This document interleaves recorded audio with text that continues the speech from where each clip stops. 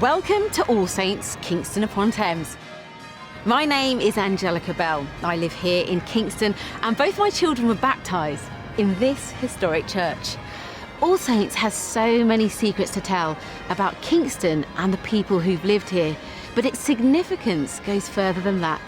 It is the birthplace of the country we know as England and witnessed the crowning of our very first English king.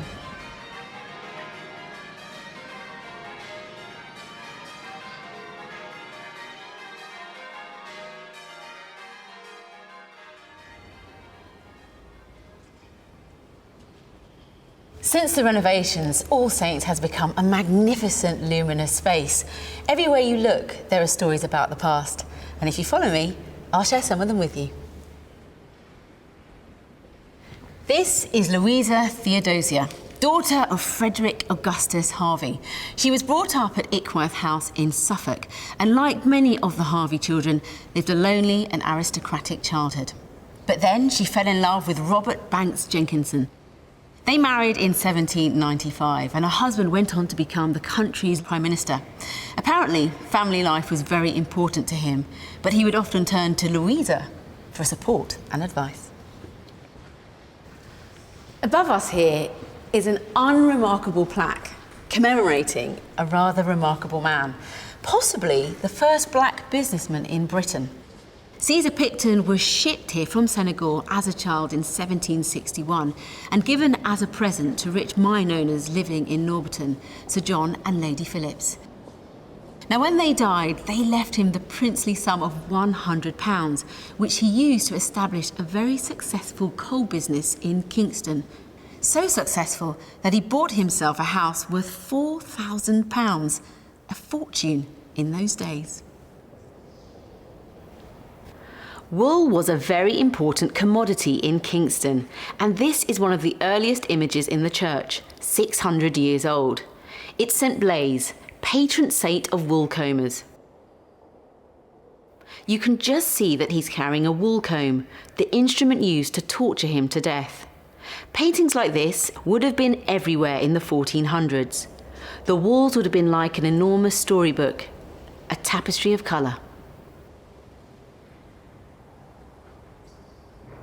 The Memorial Chapel is a tapestry of names, men of the East Surrey Regiment who died in the First and Second World Wars. Over 7,000 regiment men were killed in those wars, and each name is listed here. Inscribed on this brass memorial are the names of 10 children buried in one grave. They're the sons and daughters of Edmund and Mary Staunton. Now, Edmund was a vicar here in the 1600s, and back then, so many infants died that it was common to bury your own children. And it reads here, "Sleep on, dear children, never that you wake, till Christ doth raise you, and to glory take."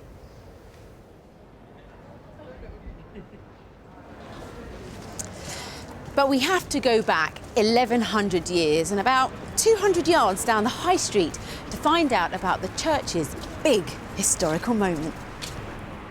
This block of Sarsen Stone was originally found in the church and is probably the oldest thing in Kingston. It takes us back to the 9th and 10th centuries. At that time, this island was a collection of entirely separate kingdoms, and the men who held the thrones in southern England were the kings of Wessex. 7, possibly even 8 kings of Wessex were consecrated here in Kingston. According to tradition, this stone is what they used as their ceremonial throne. And the most famous king to be enthroned here was Athelstone, crowned in the year 925. Athelstone's coronation was significant. Instead of a warrior's helmet, a crown was placed on his head, and he made a threefold promise: to keep his people in peace, to forbid robbery and wrongdoing, and to promote justice and mercy through the rule of law. Rights that form the backbone of our coronation today.